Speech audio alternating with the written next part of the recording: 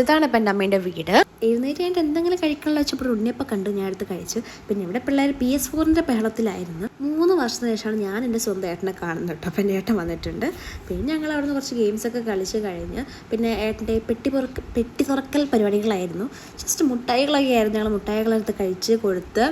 പിന്നെ ഇതാണ് കേട്ടോ നമ്മുടെ കുടുംബസംഗമം എന്ന് പറഞ്ഞ പരിപാടി. കുടുംബസംഗമം ഒഫീഷ്യലൊന്നുമല്ല, ഞങ്ങൾ എല്ലാവരും കൂടെ ഒത്തുചേർന്നൊരു ദിവസം. ആ ഒരു പേരിൽ ഞങ്ങൾ കേക്കൊക്കെ കട്ട് ചെയ്തു. പിന്നെ എൻ്റെ അമ്മമ്മേൻ്റെ ബർത്ത്ഡേ ആയിരുന്നു 2-3 ദിവസം മുന്നേ. അപ്പം അങ്ങനെ അതിൻ്റെ പേരിലും കൂടെ ആക്കിയിട്ട് കേക്കൊക്കെ കട്ട് ചെയ്ത് ഞങ്ങളുടെ കുറച്ച് ഫാമിലി വീഡിയോസൊക്കെ എടുത്തു. പിന്നെ ടോപ്ലറോൺ പൊട്ടിക്കുന്ന 2 രീതികളൊരു വീഡിയോ കണ്ടിട്ടപ്പോൾ ആ വീഡിയോ ഞാൻ വെറുതെ ഇമിറ്റേറ്റ് ചെയ്തതാണ്. അങ്ങനെ അത് കഴിഞ്ഞ് നമ്മൾ ബിരിയാണി പുറത്തുനിന്ന് വരുത്തിക്കുകയാണ് ചെയ്തത്.